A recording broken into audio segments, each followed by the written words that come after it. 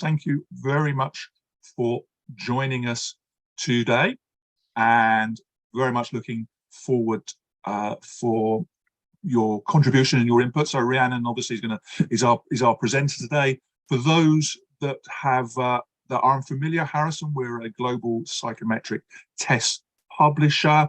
I'm based here in the UK, and I look after all of Europe and Africa. So I've got about 200 of our partners like Rhiannon who I look after and support in their use of the Harrison assessments with their clients. So good morning, everyone. Good morning from me. So I'm going to be trying to be inclusive. Good morning, good afternoon, good evening, or good night, depending where you are in the world today. This is what I'm going to talk about today: why high potential programs, 9-box grids are outdated, and what to do instead. Just a couple of things for you to know, I suppose, about me. I'm looking at my webcam now. My webcam is separate to my laptop. So occasionally, if I look down, I'm looking at the slides and looking at my laptop. I'm going to try to keep looking up, because actually it's a far nicer view to see me looking up than looking down.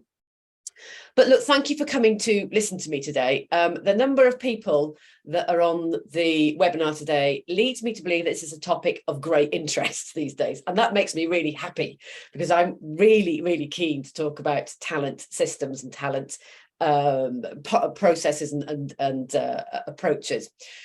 I think more of us need to consider this topic, particularly given the way the world and work is changing at such a great pace these days. So I'm going to walk you through my thinking, which is based on my experience of working within talent development. I think Nigel has mentioned the chat function is now open. Please do carry on using that chat function. We'd love to hear your thoughts, your experiences, and your questions as we go along. Nigel's job is to try to keep track of all of these things that are coming in, but genuinely, we'd love this to be an interactive session. Hearing from me is very interesting, I hope, but hearing from you guys is going to be just as interesting as well. So I'll quickly start off with saying a little bit about myself, and I promise it'll be brief. So that's me. I'm Rhiannon. I like to think myself as a huge people person, and I spent the last 20 or so years of my career working in HR and leadership development, mainly for those big corporate companies. And, you know, during that time, I had some amazing experiences where I felt really trusted, I was empowered, and I delivered fantastic work, and I felt awesome. I've also had some experiences of the opposite, I suppose. I felt I've been micromanaged. I was told I wasn't good enough and didn't fit in. And generally, I suppose, on those occasions, delivered some pretty poor pieces of work. But all of this experience has taught me a lot about myself and how I can get the best out of myself and other people, so that me and the people around me can perform at our bests. And that is, I suppose, how I've ended up here. I started my own business because I was a little bit disillusioned with the way that organizations approach leadership development and talent management. I saw the same tools and techniques being used over a number of years. And, you know, fresh thinking and innovation wasn't really common, which I think was amazing with the way the world is these days. And actually, amongst all of those efficiency drives, productivity drives, and career advancement, I think we started to lose the real humanity in the world of work as well. So I like to look at things differently. I try new ways of doing things, innovative ideas, and I get a real buzz out of working with my clients to design the best solutions to help their people learn, change, and grow. So that's a little bit about me, but I don't want today to be all about me. So I've got a first thing I'd like to ask you. Nigel, would you mind running the first poll for me, please? It's always so interesting to hear your experiences here. Now, in a second, Nigel's going to put up a poll, a question, and it's a really simple one to start off with. I would love to understand, in your world right now, what are your top 3 talent challenges? I think when we get the poll going, there we go. I can see it on my screen in front of me. Hopefully everyone else can see it. Bit of a multiple choice. Just tick the top 3 that you would think, yeah, they are really challenging for me right now. And these are the things that I really want to try to get my head around. So Rhiannon, would you like me to share the results now? Oh, yes, please. Yes, please. Okay, I'm hopefully. itching to find out. Let's see. Oh, now this is quite interesting. There's quite a spread, isn't there? It's quite a spread. There's quite a number, but there is, the top one I can see towards the bottom, retention of key talent. That's just not a surprise, I think, in this day and age right now. But there's an awful lot. Meeting demand for new skills and competencies, I think, is the next one down. I'm trying to scan here. Knowing what talent and skills are already in your company. That's like the holy grail, I think, for me in talent. Who have we got and what can they do? But that's very interesting. We've got quite a spread here across all of the options, which suggests to me we've got quite a task on our hands. There are a lot of challenges out there from a talent perspective, which does kind of ring true also from what I'm hearing from my clients also. And it's kind of why we're here today, I suppose, isn't it? Now, we're going to come back to that piece of information later on in the webinar. But I'm wondering here if my next slide can share a bit of light here, because I think here's my hypothesis, I suppose. Our traditional talent tools and systems, they've been around for such a long time and they had great intentions, but they were created for a very different world. And as we can see here on my slide, here's just my kind of top handful of things that I think makes today quite different for when our traditional talent tools were created. We've industry-wide, I could say global, sector-wide skills mismatch. And a couple of statistics that I came across recently that I thought was really quite interesting. Apparently 1.3 billion people across the globe today have competencies that either exceed or are insufficient for the activities that they perform at the moment. And it's predicted that by 2030, that will increase to 1.4 billion people, a real skills mismatch. And McKinsey found that 25% more workers may need to switch jobs than before the pandemic. So the pandemic has definitely changed the skills mismatch that we have got. And it's not only technological skills, but also soft or kind of employability skills as well. We love our millennials for so many years now. We've been talking about them and how they're different, how they expect. Yes, let's face it, expectations have drastically changed in recent times. Now there's a kind of an increasing conviction that there's more to work, there's more to life than work. Employees want to make a difference, but they also want to feel a sense of accomplishment as well. And at its heart, I think talent management today really needs to make sure that employees feel connected and engaged. And we've got different expectations, and those expectations kind of flow into society's expectations as well. We've got a real expectation that we will be more caring and more compassionate. Interestingly, whether this is just in the UK or not, but public sector procurement in the UK right now includes an expectation that organisations will deliver social value. So not only are we expected to deliver the product or the service, but public sector now expects us to leave something positive from a social perspective as well. So no longer can talent systems simply kind of satisfy the organisation needs. We've got to really satisfy the individual the individual's benefits as well. I don't know if anyone's come across Industry 4.0, the fourth industrial revolution. We're there now. We know that the world of work and jobs in particular are changing. But for me, it's not necessarily about jobs. It's about not whether jobs will change or not, but which skills will the workforce need in the future.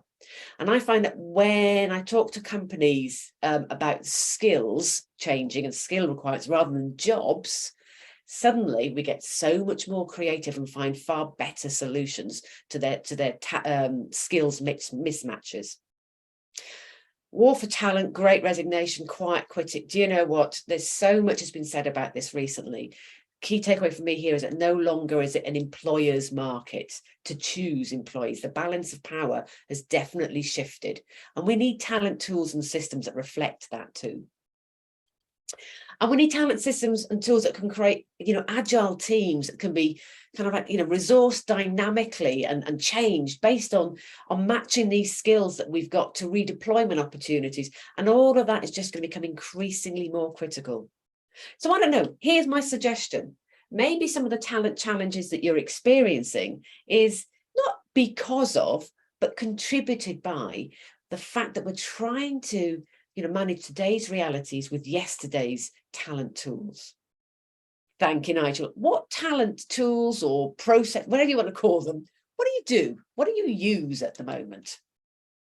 Lovely. So come on, tell me a little bit more. What are you using at the moment? What's your reality right now when we talk about talent tools and systems? And there's a very interesting comment by Genevieve in the chat whilst that's going on. So a major factor that's holding back great talent management is not having evidence-based, valid and reliable definition of what good looks like for each role. And I don't know about you, Rhiannon, but I concur. Yeah. If it wasn't a cliche, 1,000,000% agree with that. Yeah. What does good look like? Hold on to that for a minute, Genevieve. Hopefully I can help you with some of that as we go along. There we go. Oh, so I hope this is interesting for you guys as well, because you can start to see what some of your colleagues and your peers in the sector are using as well. So look at that. We've got, yes, 75% of people, appraisals or PDRs, performance reviews, we call them quite different things, but very, very closely followed by engagement surveys. Succession planning is still quite high up there. Oh, my nemesis, the 9-box grid. Competency frameworks. Yeah. Look, I have to scroll down to have a look at these career conversations. That goes on the bottom as well for me. Yeah. So interesting. There's a lot of what I would call, understandably, the traditional talent tools being used out there. I've got someone join me at the moment. I've got my cat down here. Apologies if you hear her meowing. I'll hopefully she won't disturb us too much. Look at this. We've got, that's really quite interesting. There's still a lot of the traditional tools are still being used, I suspect, because we haven't quite yet got an alternative. So there's a fair few, I would say, drawbacks from using these traditional tools, though, within this current environment that we're in. Couple of them, yeah. What are the problems? Well, a lot of the time, these traditional tools are kind of based on more of a traditional careers and career opportunities, which are reducing fast.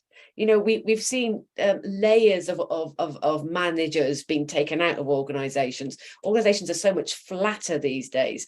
Departments are being merged. So if we still kind of look at things in the traditional sense, we don't have some of these career pathways and career opportunities available to almost kind of reward and recognize people here. So many of these tools rely on us talking about people, sometimes in closed rooms, locked doors, and not very many people talk with their people to really understand what their people want and need. And it's often very focused on what the current organization needs right now, and it's very infrequently kind of used to look and understand what the organization needs in the future. And that drives us to be a little bit kind of short term, focused on the talents that are urgently needed by buying or hiring those talents in. It's increasingly hard to kind of convince organizations to look at the longer term and to develop some of these skills and capabilities in-house. It can also kind of can create quite a bureaucratic process, which I don't know about you guys, but in the past, these bureaucratic processes have created kind of like silos. These are my talented people in my team. I don't want to lose them. So it really does not help collaboration and can create a bit of a battlefield almost as well. And it's great for those lucky ones who are regarded as high potential or talented. I still will never forget this situation when I was asked when I was in a role, okay, so I'm not a HiPo, what am I? A low-po or a no-po? That's great, you know, if you're selected as the lucky few, but what about the 80% of the organization who are not seen as talented? How do they feel? And let's face it, development opportunities are heavily dependent on that luck of the draw with your managers and your leaders being great at developing people as well. So a couple of problems, I think, with our traditional approach to our traditional, using our traditional talent strategies. And I promise you now, this is going to be the last question I ask you. But you see, I do like understanding what people are experiencing right now. And I promise you, you're amongst friends here.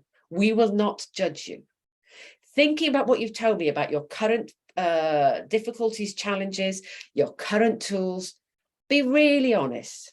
How well do you think your current talent tools are helping you address those challenges that you're facing? No one is going to judge you here. This is why we're all here today. Yeah.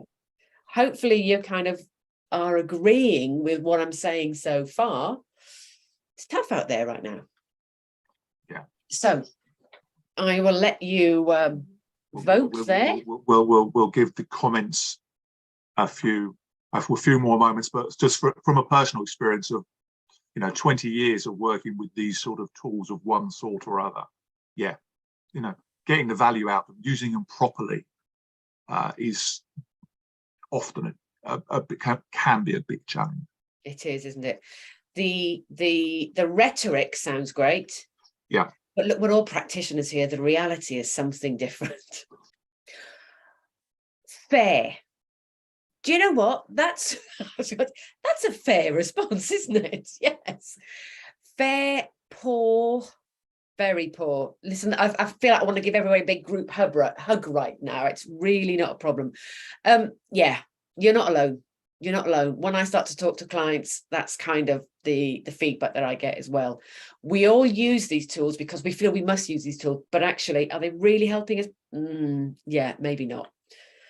So thank you, Nigel. Thank you very much for that. So, hopefully I haven't depressed you too much, but what can you do instead? And this is hopefully the second part of why you're here and taking part today. What can you do instead? Well, let me give you just a couple of principles, design principles, I suppose, that over the years I've realized what could we and what should we be doing instead. We need to move away from what's on the left-hand side to be more on the right-hand side. We need systems and talent systems that are flexible and personalized, that address people's concerns and aspirations and desires from work these days. We've got to be far more inclusive. I will never forget that comment that someone said to me. So I'm not a HiPo, am I a LowPo? That's just so unengaging for the organization. And we do miss out some fantastic talent in the organization from sticking within our square box of what we regard as high potential. It's not good enough anymore for the organization just to have tools that they benefit from. We have got to shift that. Well, the balance of power is shifted. Employees expect something back in return as well. I think Genevieve popped a comment in earlier on about all this. We lack objective data. Absolutely. We've got to find a way to be objective and not subjective. If we're going to really remove the biases from our organizations, this is going to be a starting point. And this one, I don't know, maybe is a good thing or it might be a scary thing for people. It can no longer be HR driven. How long can we sit there in our ivory towers trying to crank this handle out and absolutely, it's like herding blooming cats, isn't it? And, we've got to be able to produce something that's far more career lattice wise than career ladder wise. Nigel, I'll take a little pause here. Is there anything else that you've noticed coming through in the chat function? Because I could just go on for ages here now, but before we miss anything really crucial that people want to say. Yeah, well, we've got a couple of hands up. So I'm going to start. Hopefully that means you've got a question or a point they'd like to make. And so, again, apologies for if I pronounce this wrong. Is it Agata? I'm just going to unmute you. And was there a point you wanted to make? So basically, my question was how this new approach, which is very flexible and rather managers driven, how it is related to having some frames that would implement a kind of overview of how healthy is our organization. If we, let's say, put those rules around our organization, we actually do not see the overall picture of the organization because it is not managed or even, let's say, driven by HR. So how we make sure that we do not create chaos around those tools. Yeah. So I hope in the minute when I move to my next couple of slides, I'll hopefully give you a solution to that, because I'm totally with you. It shouldn't be an either or. It shouldn't be owned by HR or not owned by HR, or driven centrally or not. We've got to find a way where we can still have an oversight across the organization, as well as carve out spaces for managers to, I can use the phrase sometimes, almost become their own little mini talent manager. But it has, I'm with you completely. It's got to be within a framework that still allows us to look at an organizational level as well as manage at an individual level. So hopefully in a few minutes I'll show you that, Agata. If I don't, tell me off. Is there maybe time for one more, Nigel, and then we'll move on? Or yeah, there was some interesting comments, because it's something you said earlier about obviously millennials and Gen Z. Obviously, as a Gen X obviously, as we all know, is the best one. But particularly with older workers, because they've got that knowledge, they've got that experience. But a lot of the talk appears, I'm not talking about today, I'm just talking about just generally that out there, does tend to be about managing millennials and the new. So yeah, if you're not going to talk to me later, any thoughts around, okay, how does this work with the more senior, those of us perhaps towards the second half of our working life, shall we say? Yeah. I think I saw a statistic the other day that, what did it say, by 2025, 75% of the global workforce will be millennials or Generation Z. So my Generation Z sits upstairs at the moment, my 16-year-old daughter. So yeah, give her a couple of years, she'll be in the labour market. So, I am with you. I absolutely do agree. We can't, though, lose the fact that the future employees are going to be, millennials, Generation Z. So we need to start thinking about that. But top of my list here is about flexible and personalised. Everybody wants something different, and categorising people is helpful to an extent. But what I maybe want to show you in a couple of minutes here is around a system and a process that does not categorise people, that can be, as best as possible, flexible and adaptable to individuals' own personal needs and wants. Here's my suggestion. And this is a system that I've developed here at Bluegrape. And this is when we talk to our clients about managing talent. This is an alternative, because I spent the last, 15, 20 minutes telling you how difficult and how unhelpful the current tool is. So what do we do instead? It's a very simple approach: know, grow, flow. You do see I like alliterations, and I like to keep things nice and simple and catchy. At Bluegrape, we can help you know your people's skills, competencies and aspirations. So we've got a tool that helps you understand what is it that people want. Speaking to maybe there, Nigel, your last point around not excluding generations in the workplace. Well, look, let's understand what everybody can do right now. But also let's understand what the organisation needs for the future as well. And notice I'm talking here about skills and competencies. I haven't mentioned jobs at all. So, first thing is the common currency that flows through this system is not trying to understand jobs, it's trying to understand skills and competencies, because jobs change, skills and competencies are what are needed in the future. When we know what we've got in the organisation and what we need, we then have got a bit of a gap. We can then understand what is it we need to do to grow skills and competencies. And we can do this by, at a local level, individual level, growing skills and competencies that drive individuals' engagement and retention, and also within the context of what the organisation needs for future performance. They are not a million miles apart. So often when I sit down and work with clients, there's an awful lot of commonality between the two. Once you know what you've got and what you need, you can then develop targeted interventions to grow, which then enables you to flow that talent around the organization.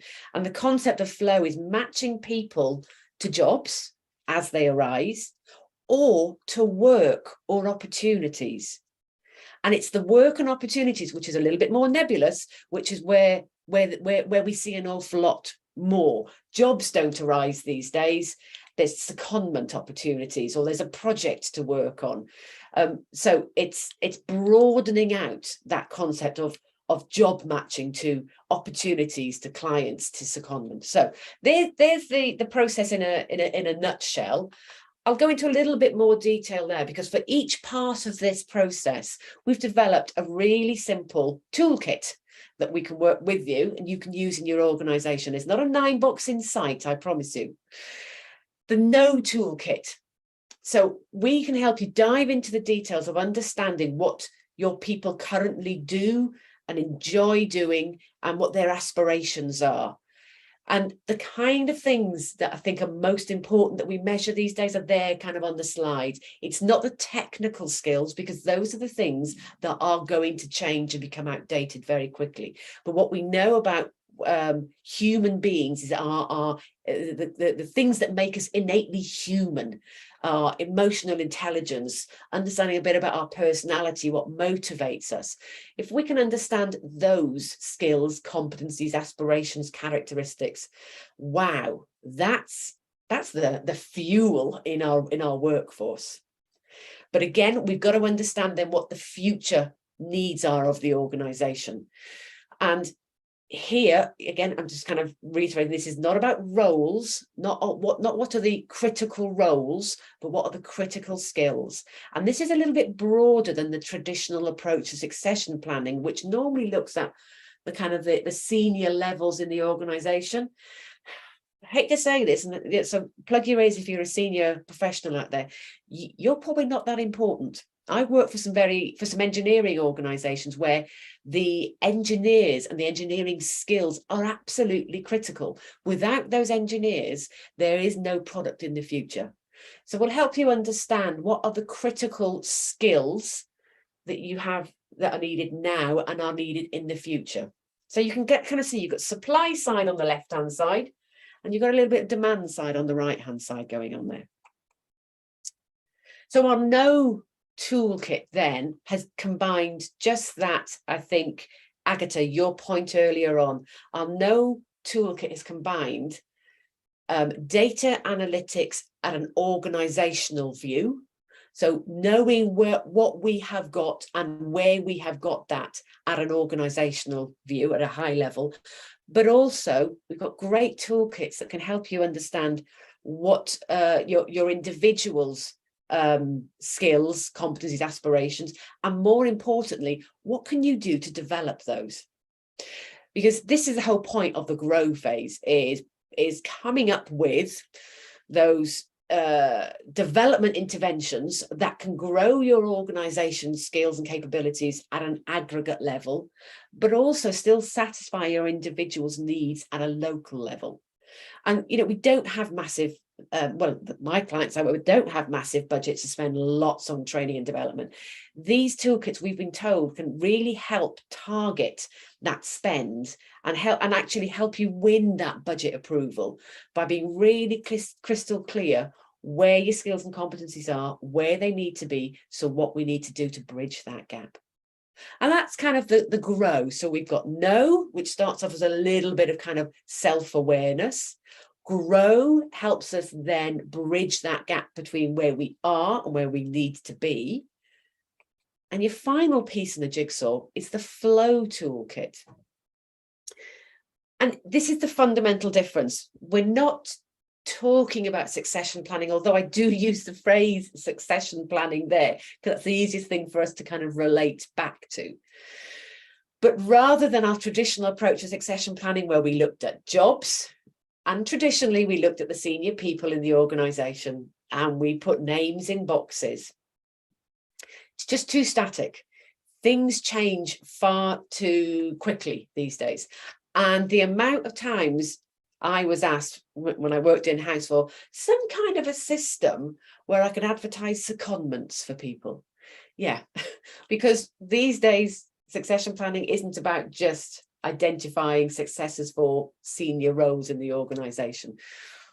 Roles come up and change all the time, and we need a system and a process that's far more flexible, and our flow toolkit can help you do that.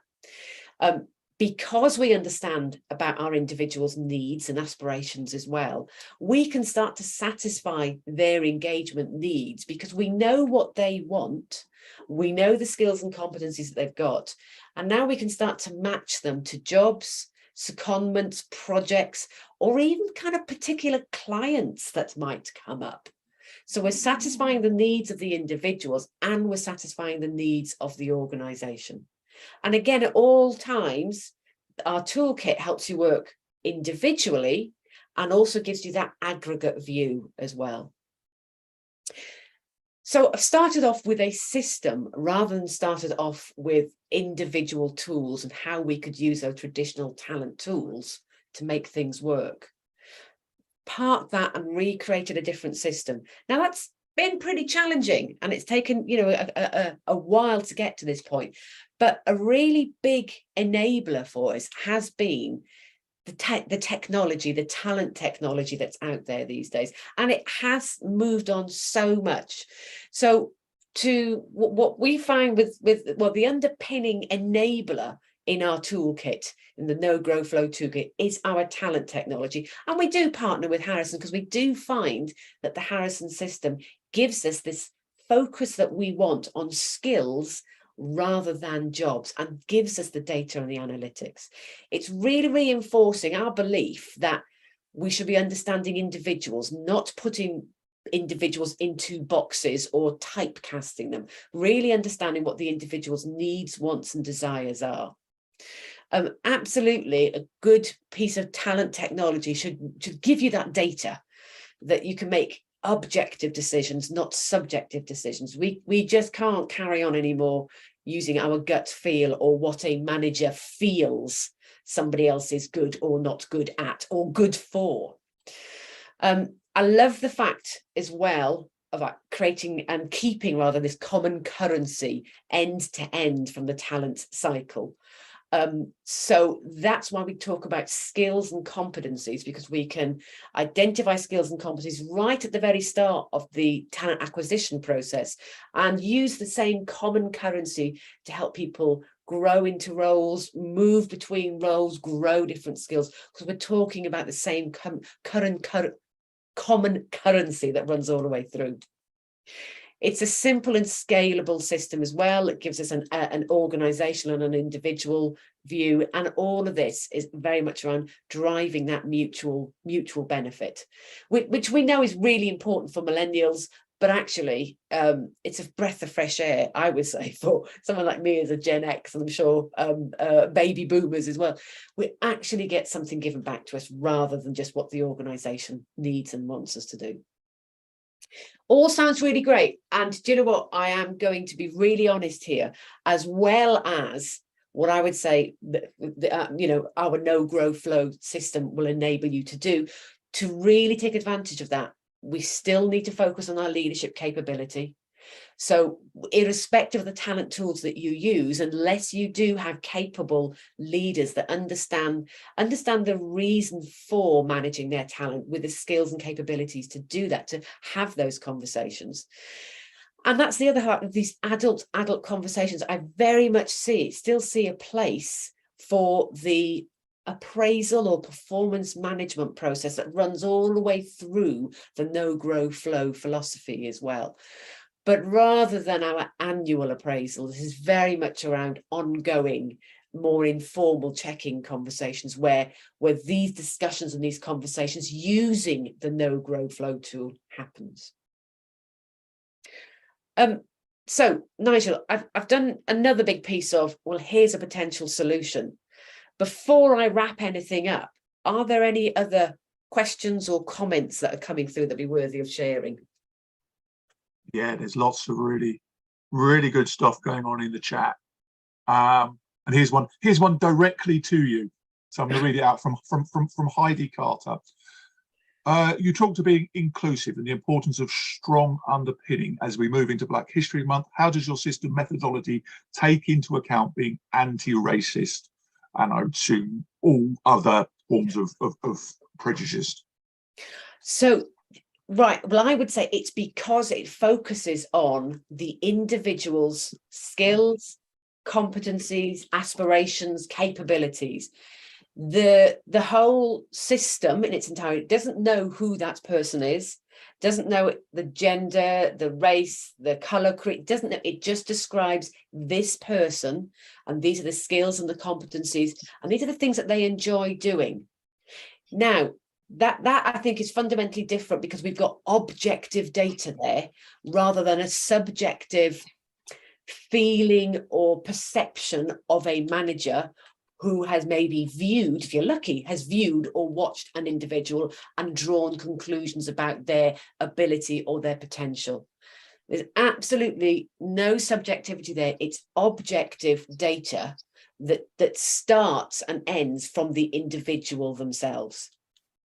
And knowing what we now know about human nature and our natural tendency for biases, the toolkit that we develop around that objective data builds in checks and challenges along the way to make sure that we keep coming back to the objective data and the discussion with the individual, not about the individual. That's my hope and my desire. We do have to acknowledge we're human beings and we are hardwired to be biased. That's how some of our decision making happens. But the more we build it into that toolkit and the more we start from objective data, the better solution I think will be. Does that help? Right. Hopefully. So few more. So this is a question that I saw in the chat and also came in by someone I know. Paul, if you're watching the recording, because I know you asked this question, but you couldn't make it. So managers typically know about 9-box grids and some of the other more traditional approaches. How do we persuade them to try something different? Now, I've got a view on this, but I'd like to hear yours first. How do we persuade them?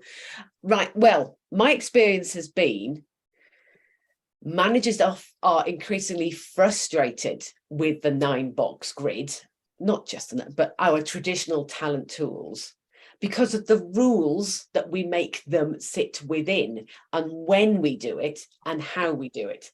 This no grow flow is far more fluid. It doesn't happen at once in the year.